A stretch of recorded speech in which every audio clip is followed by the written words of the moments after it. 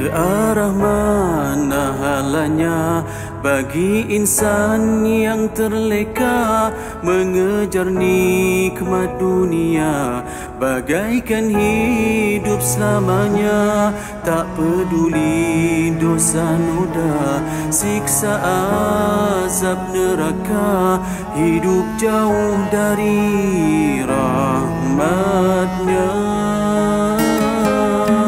Terpedaya pada dunia, pentas ciptaan manusia, terlupa pada segala, mengikut nafsu semata, membiar syaitan beraja di hati dan juga jiwa.